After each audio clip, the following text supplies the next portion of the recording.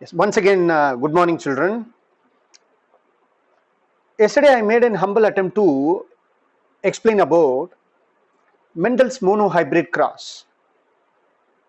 When he crossed between the tall and dwarf plant in F1 generation, the received result is tall.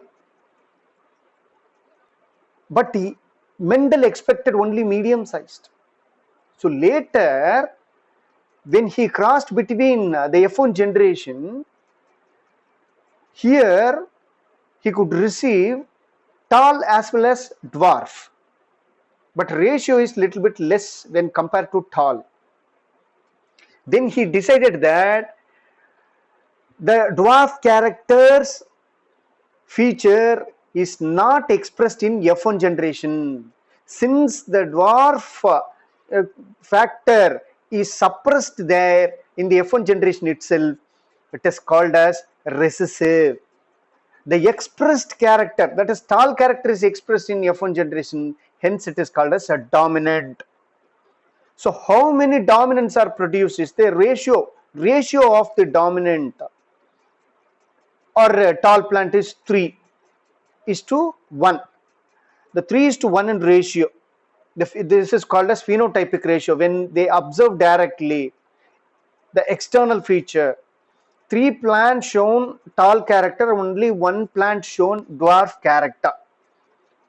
So after that, he decided that one of the dwarf character is suppressed in F1 generation, hence it is called as a recessive character, and dominant character such as tall character is expressed in F1 generation, hence it is a dominant one.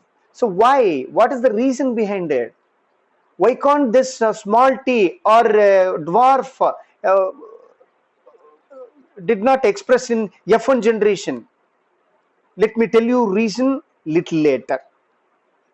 So here, so many experiments are made, done by Mendel. First, he crossed between the dominant purple flower with recessive white flower.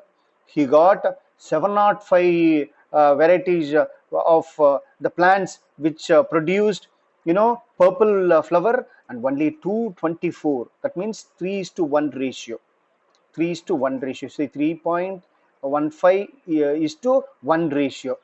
And he also crossed between yellow seed with green. Here yellow is a dominant and green is recessive. The dominant character expressed was 6022 and recessive character expressed was 2001. Okay, so 3:1. Here also the ratio is 3.01:1, 3:1 in ratio. Seed shape, he crossed between the plant consists of seed shape. Here also he crossed between round seed and wrinkled seed. Round and wrinkled seed. Here round seed is a dominant one and wrinkled one is a recessive one. So 5474 plants produced round seed and only 1850 plants produced wrinkled seed. So here also 2.96. That means 3:1. So then pod color, pod color yellow with green, green with yellow. As I said that the green is dominant here.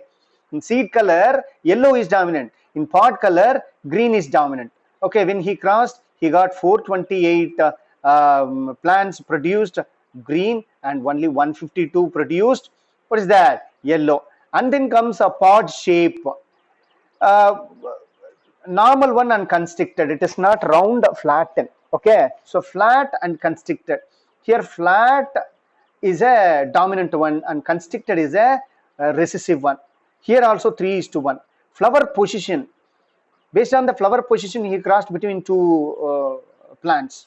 Okay, one of the plants produce the flower in the axial and another one produce in the top or in terminal. Here axial is dominant one. So 651 axial flowers producing plants are produced, and only 207 plant produced only uh, the flower at the terminal or top. So here also 3:1 in ratio. Plant height. So tall with dwarf. Here 787 and there it is 277. So only 3:1, 2.84 something. Okay. So is to 1, 3:1 in ratio. So he could find that all the dominant characters ratio will be little bit high when he crossed in his monohybrid cross. Here only one character is taken. That's why it is called as monohybrid cross. As I said that only one character is taken. For example, flower color, only one character. Seed color, only one character. Seed shape, only one character. He crossed, he has taken only one factor. That is shape is a factor in which round and wrinkled. Likewise, okay. So Mendel made a similar observations for other pairs of traits also. He proposed that some factors were inherited from parent to offspring.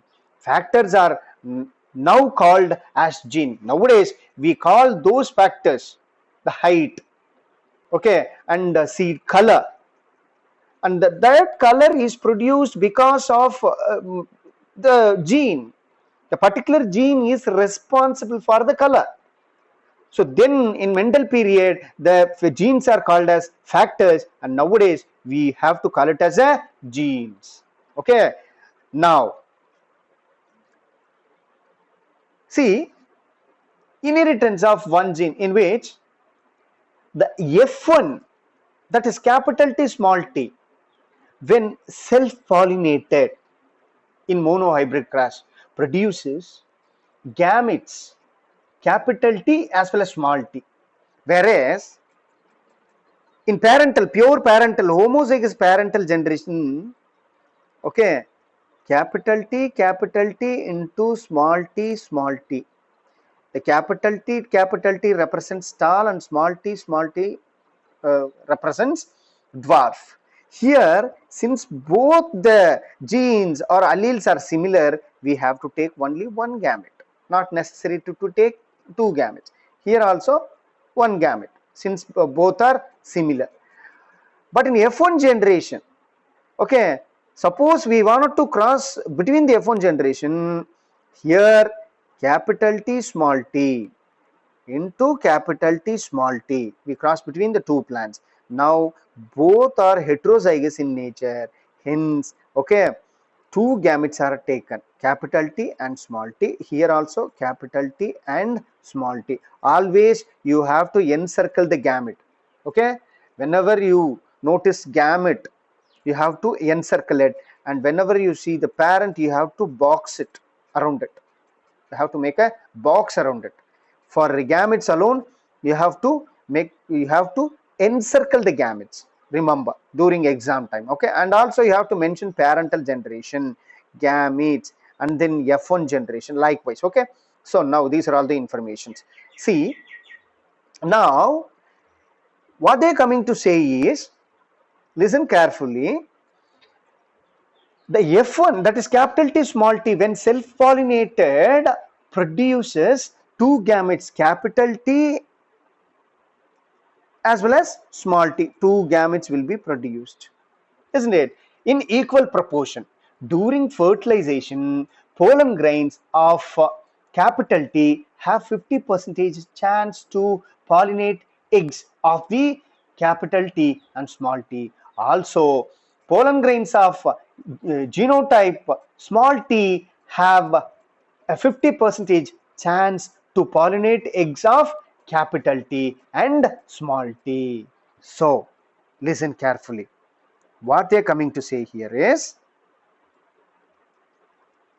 capital, we are going to cross with capital T small t into capital T small t. Now these two are F1 generation are acting as a parents.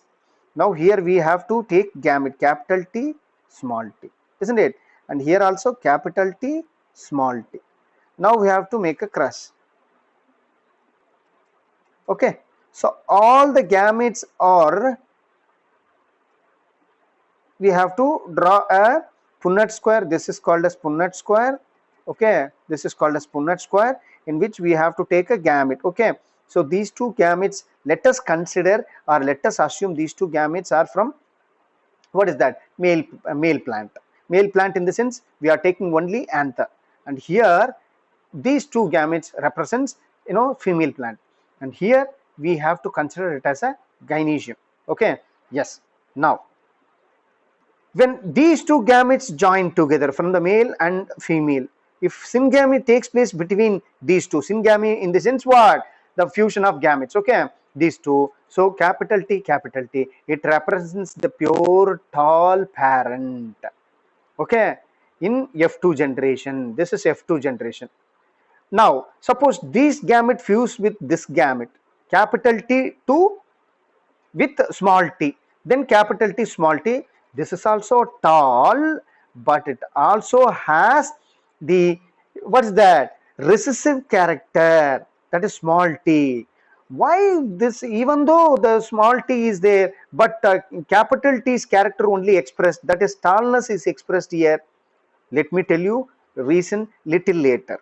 Okay, so now here also, if we cross between, okay, if the gametes are fused, the fusion of gametes between the capital T, small t, then again capital T, small t, and the fusion of small t, definitely it will be a, what is that, recessive character, that is dwarf character. The dwarfness is expressed in this area. Okay, so now in F1 generation only he got, what is that, in F1 generation only he got the dwarf variety. That means whenever the dwarf character, that is small t joins, then only it is possible to produce, what is that, the dwarfness. Clear? So now now half of the random fertilization leads to, okay, capital T, see, one fourth, and see here, 1/4 of what is that, small t leads to dwarf, whereas 2/4, okay, random fertilization leads to capital T, small t. So half, that is quarter capital T, half capital T, small t, and again quarter small t. So here 1:2:1 is the genotypic ratio. Okay, clear? Now see again,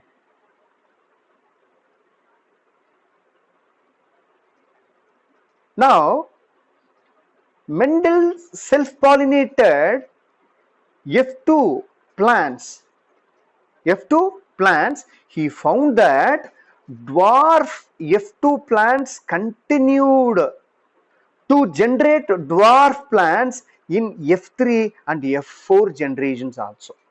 Listen, he found that dwarf F2 plants continued to generate dwarf plants in F3 and F4 generations. He conducted that the genotype of the dwarf was homozygous. Okay, see, he crossed between dwarf and dwarf, and again in in F3 generation it produced only dwarf. Why? The reason behind it is dwarf plant consists of small t into small t. Dwarf means small t. So now the gamete has been taken here, small t and small t. When the small t join together again, small t, this is also dwarf.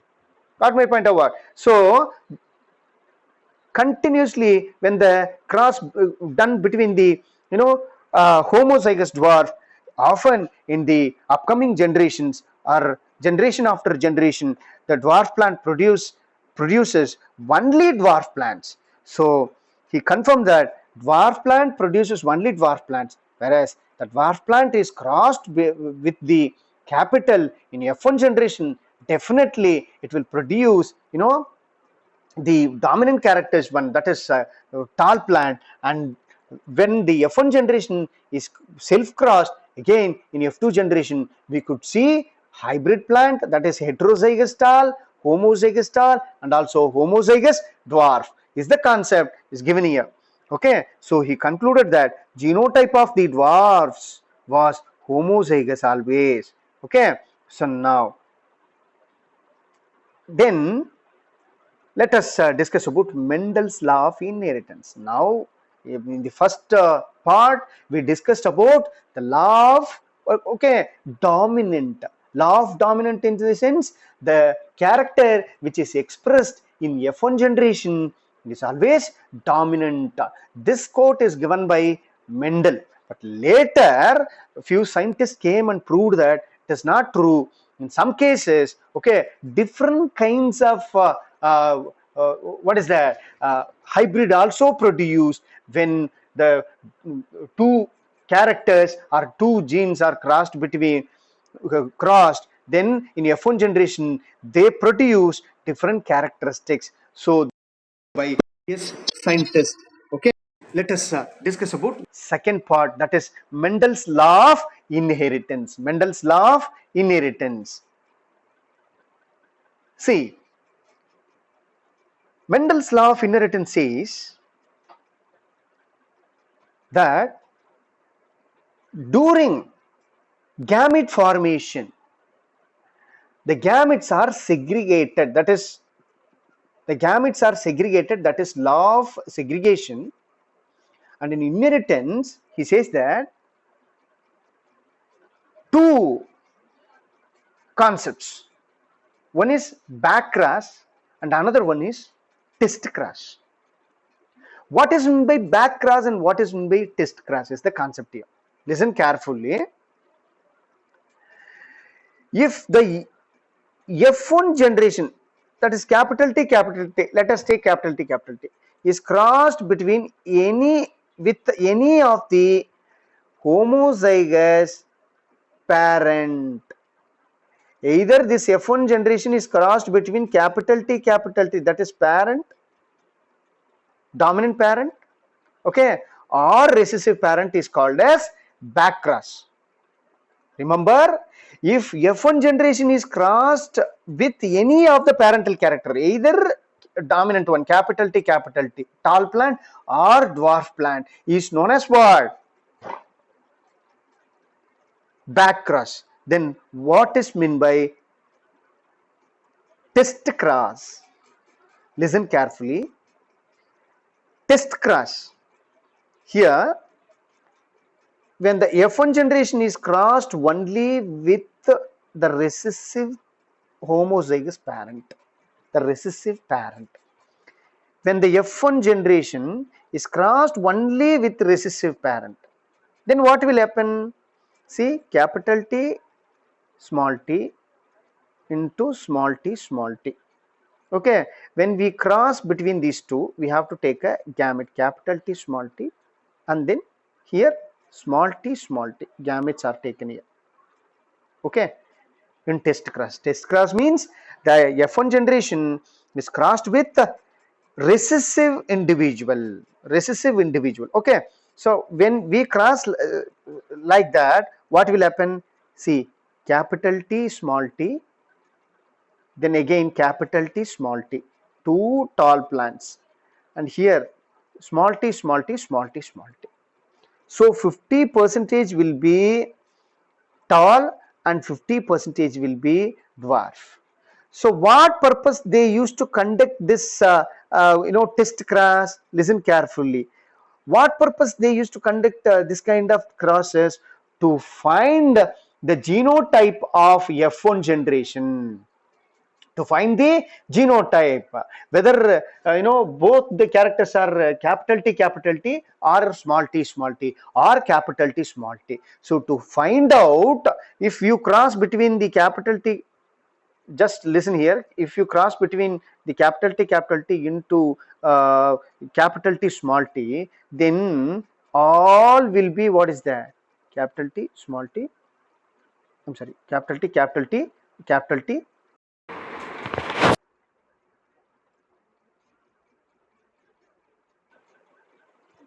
Now, the back cross between a hybrid and its any parent, either with tall parent or dwarf parent, is called as back cross. Test cross, crossing of an organism with dominant phenotype to a recessive individual. Okay, F1 generation, it's a dominant one, isn't it? Capital T, small t. With the small one is called as test cross. The ratio is 1:1. The test cross ratio is 1:1. Clear?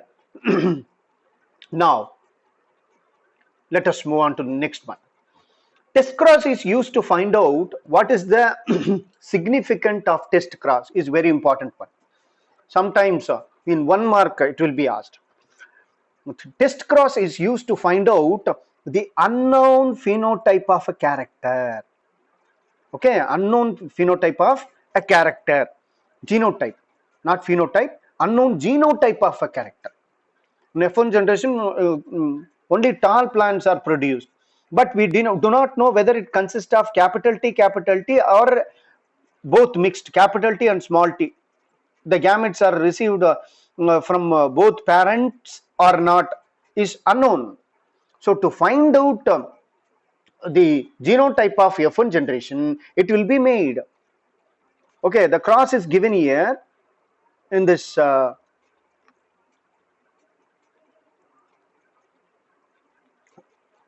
picture. Look at this. This is a F1, the central part.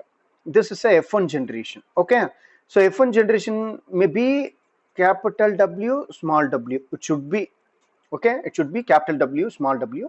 So purple color. Okay, when it cross with the capital W, which is back cross. When it cross with the small w, that is with the white one, which is called as what? The test cross, to find out. But here see, all the flower colors are violet, but here white also produced. So to find out the genotype of this F1 generation, they used to conduct, what is that? Test cross. Remember, don't forget. Okay, so Mendel conducted test cross to determine the F2 genotype also. F2 genotype also. Now, see, law of dominance. Next law of Mendel, okay, is Gregor John Mendel, is law of dominance. Here, the characters are controlled by discrete units called factors. First thing, factors occur in pairs always. Factors occur in pairs. In a dissimilar pair of factors, one member of a pair dominates the other. See, here, in heterozygous nature or in dissimilar pair of factors, okay, one of the factor dominates the other one, factor 1, factor 2. Okay, so now this one which dominates the other factor is called as dominant one.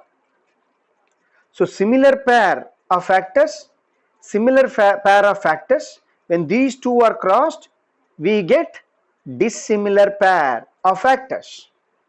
Okay, among these factors, one of the factor which is received from here dominates. That one is called as dominant character, and another one which is suppressed is called as recessive character.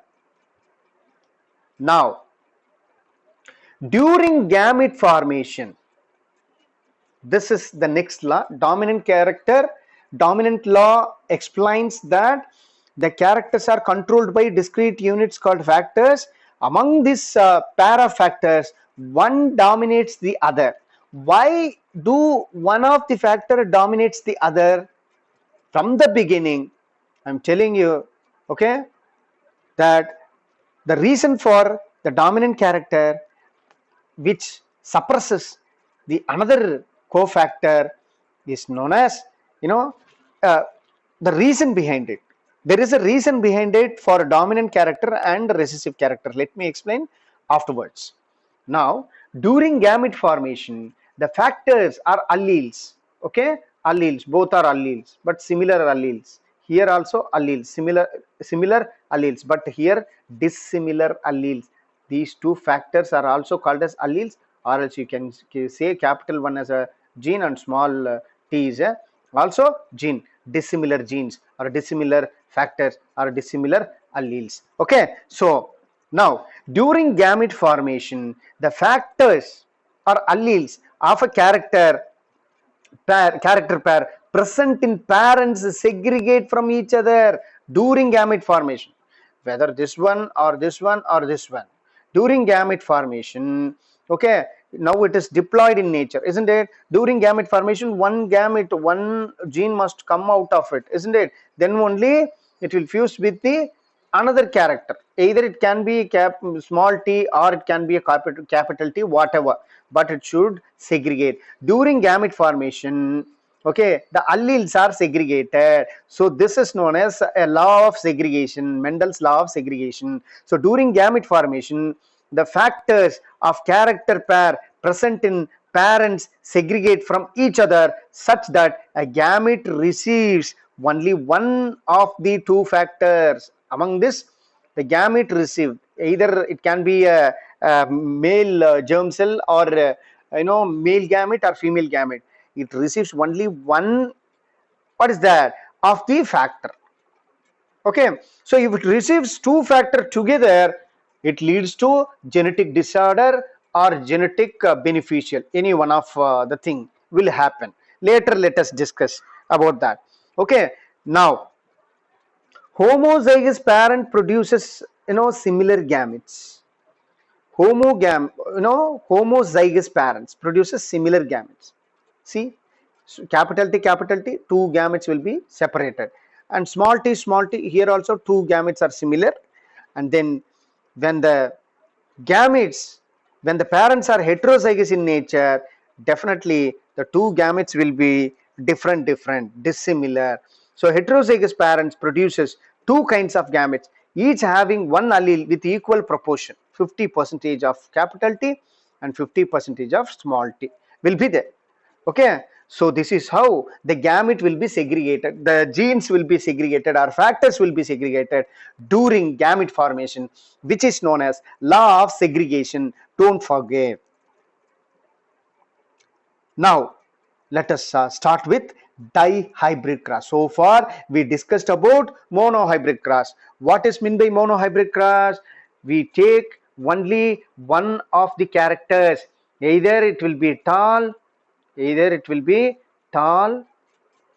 or that is height, height, or it can be color of the seed, or it can be shape of the seed, or it can be pod color or pod shape. So any one of the character has been taken here.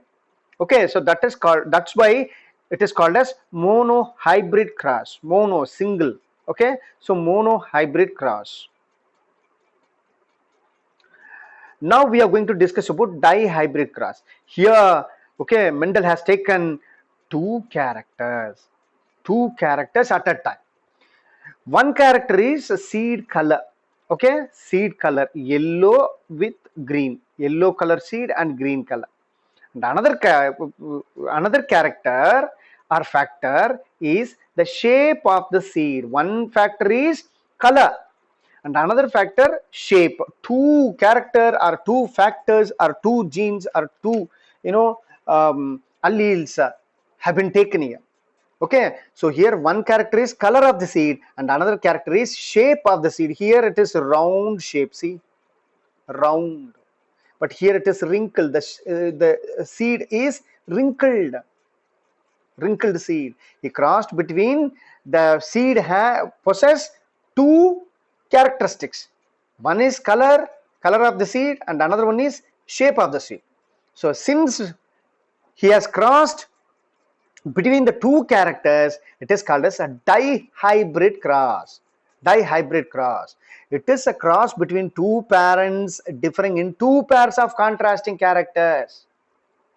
Okay, example, a cross between pea plant with round shaped yellow colored seed,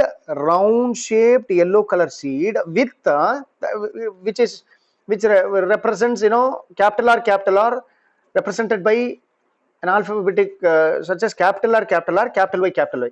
Capital R represents round shape. Capital Y represents yellow color. Okay, so round shaped yellow colored seeds are crossed with wrinkled shape green colored seed. Wrinkled shape green color seeds. Clear? Then let us once again recall dihybrid. In dihybrid, okay, two contrasting characters have been taken. So here he crossed between round shape yellow colored seed with wrinkled shape green colored seed. Clear? So once again, you just recall it. Let us join after 5 minutes.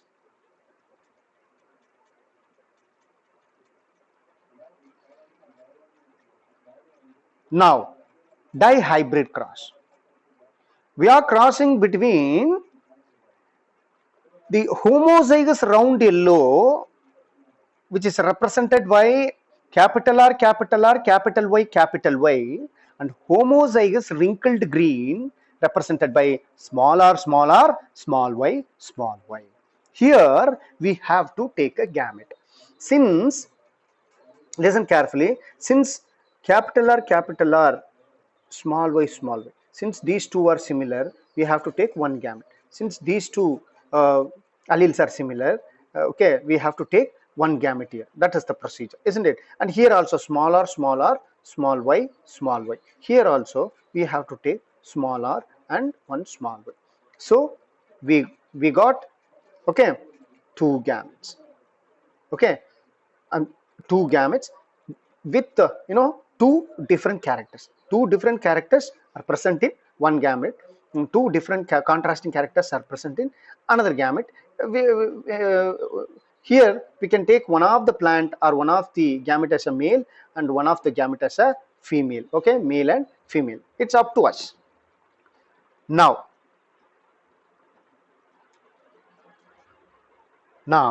the gametes are fused together. Syngamy takes place here. Okay, so syngamy. So now we will get capital R, small r, capital Y, small y.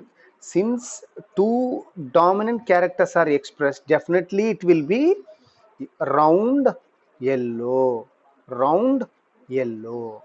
Remember. Okay, round yellow. Clear? Now, heterozygous round yellow. Heterozygous round yellow is produced here in F1 generation. Now we have to do a self cross. For that, how to make a gamete? How to make a gamete? We have to do a self cross now.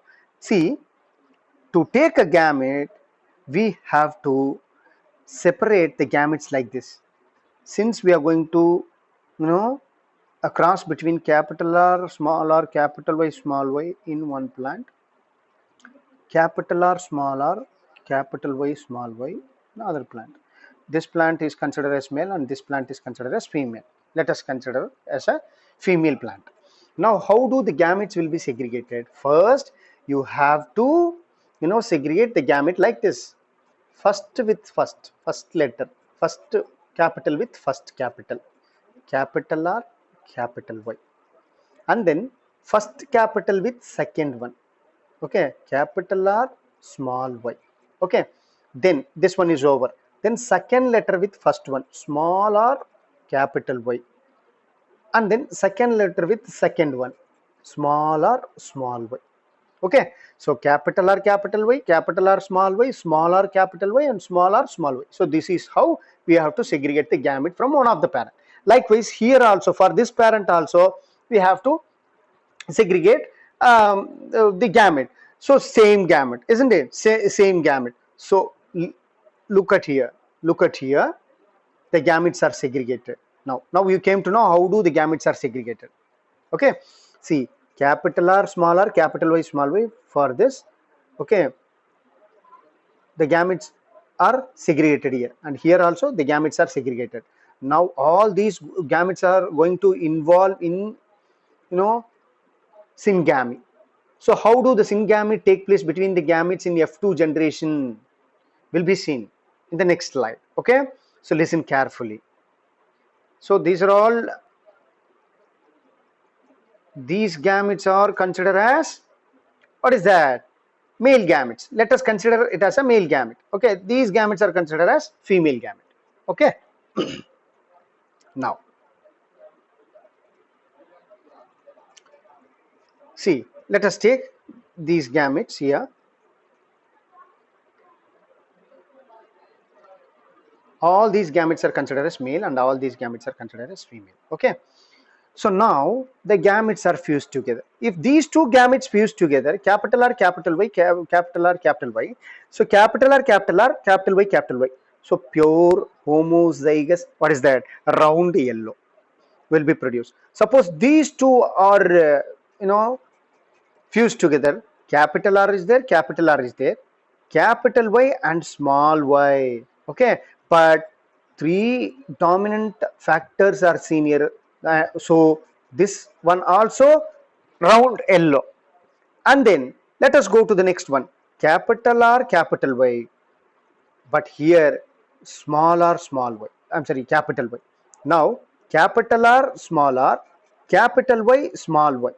So now since the dominant characters or alphabets are seen here, this is also round yellow. Let us try with the next one. Capital R, small r, capital Y, small y. Okay, capital Y, small y. See, capital R is here, small r is here, capital R, small r. And then small y is here, capital Y is here. I'm sorry, capital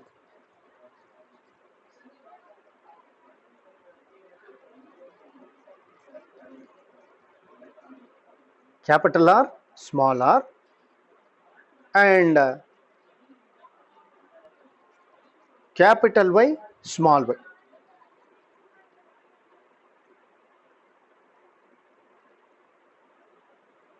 Now let us take this one. Capital Y, small y. So here it is. Let us take this one. Capital R, capital Y, small y. So this is also round yellow. Let us take this one. Capital R, small y. This is also, what is that? Round green. Let us take this was third one. Okay, capital R, capital Y, small y. Why I am mentioning capital Y first here is always capital should come first.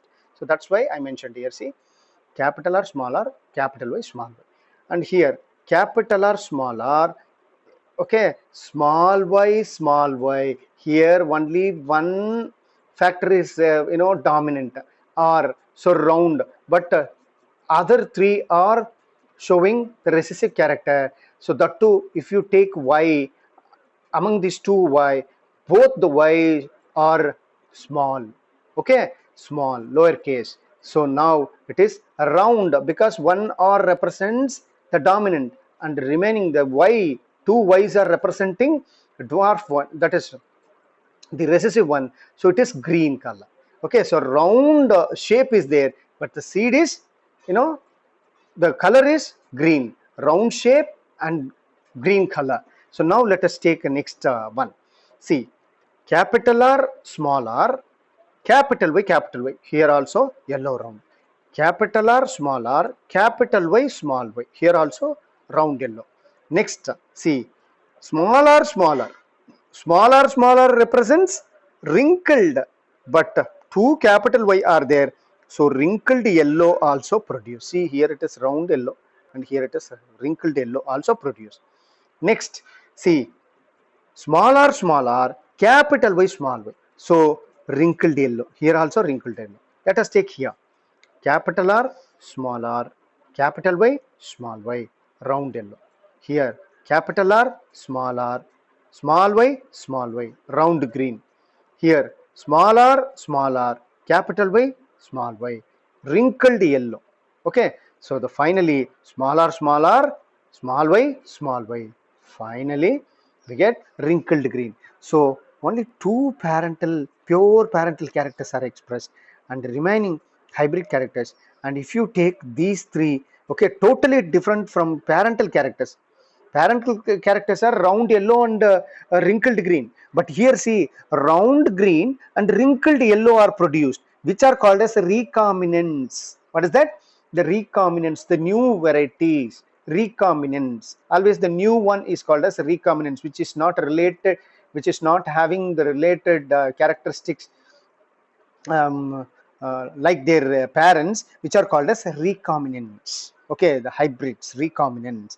So these recombinant, among these, the recombinants have little bit different characteristics than their parents. So round green is produced, wrinkled yellow is also produced. Okay, so how many round yellow totally? Sometimes they may ask phenotypic ratio of you know um, dihybrid cross. Okay, so now how many round yellow are produced? 1, 2, 3, 4. Okay, 5, 6, 7, 8, 9. Okay, so 9 round yellow are produced. 9.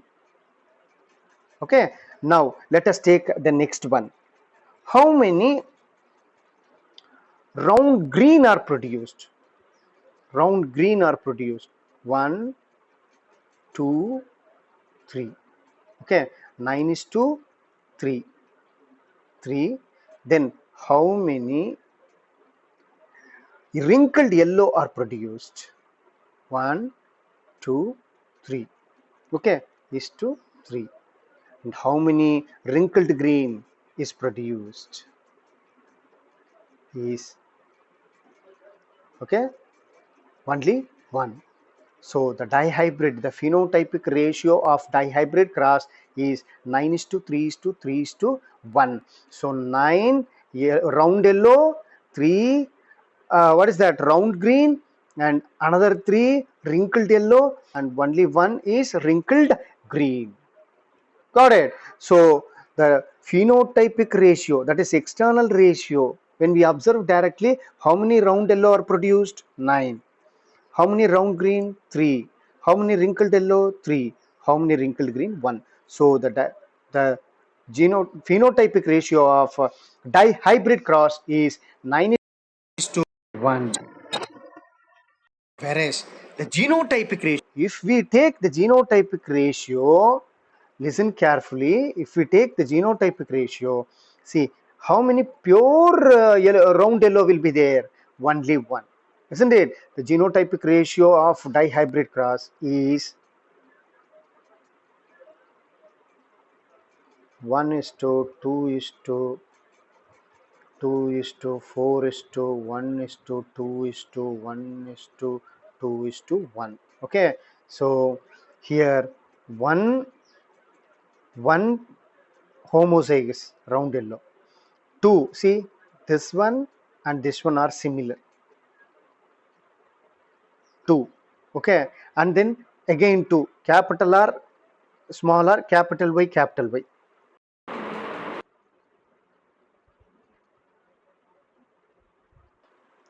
So now, okay, the phenotypic ratio of dihybrid cross is 9 is to 3 is to 3 is to 1, 9 round yellow, 3 round green, 3 wrinkled yellow, and 1 wrinkled green. Whereas the genotypic ratio is a little bit different. And see how do they mentioned the round yellow here. So all these red dots are given, circles are given on the boxes are round yellow. All these violet color is given on the boxes are, you know, um, round green, and then all these uh, green green circles are given in the boxes are wrinkled yellow, and finally one, what is that, wrinkled green. So the phenotypic ratio of dihybrid cross in F2 generation is 9 is to 3 is to 3 is to 1. Now the phenotypic ratio, take the phenotypic ratio here. Okay, in phenotypic ratio, pure one, only one is there. Okay, and then capital R, capital Y, small y, how many are there? These two. And then capital R, small r, capital Y, this one and this one.